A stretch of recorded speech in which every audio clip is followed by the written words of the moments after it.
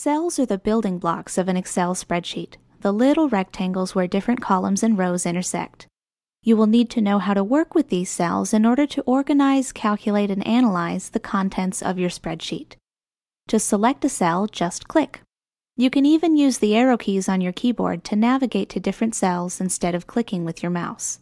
To select more than one cell at a time, click and drag, and the entire range will be highlighted. You can enter lots of things into a cell. For example, all of mine contain text. But cells can contain advanced properties too, like formatting, comments, formulas, and functions.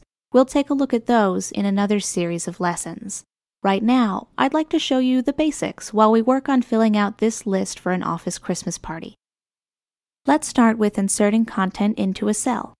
One of my coworkers has just confirmed that she's attending, so I'm going to select the cell next to her name, then type an X. It appears in the cell and in the formula bar, where you can also enter or edit the contents of your cell.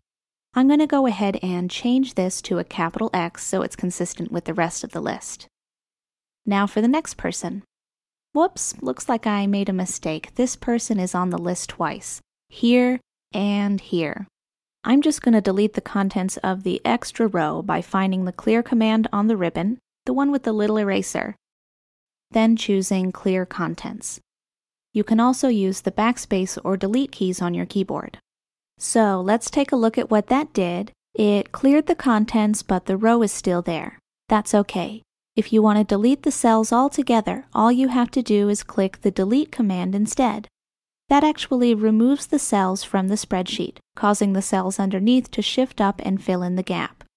Just take care to remember the difference between clearing the contents and deleting the cell, so you don't accidentally remove any cells, columns, or rows that you wanted to keep. Now I'd like to show you how to save some time by copying and pasting content.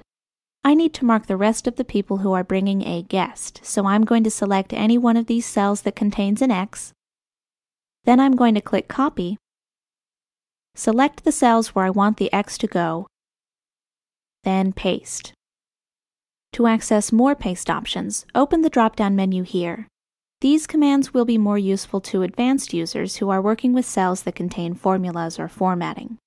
You can also get to these commands by right-clicking a cell in the worksheet. For example, to cut and paste, select your cells. Now right-click, then choose Cut. The original content will disappear as soon as you paste it in the new location.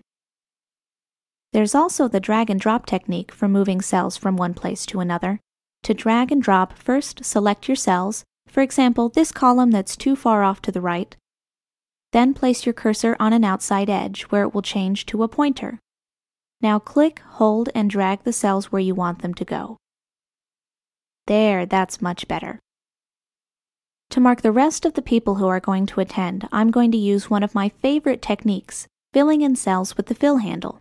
You can fill vertically or horizontally by selecting the cell you want to use, then clicking and dragging the square in the bottom right corner, that's the fill handle, over the cells you want to fill. Now you know the basics, including insert and delete, cut, copy, and paste, drag and drop, and using the fill handle. Everything you need to work with cells in Excel 2010.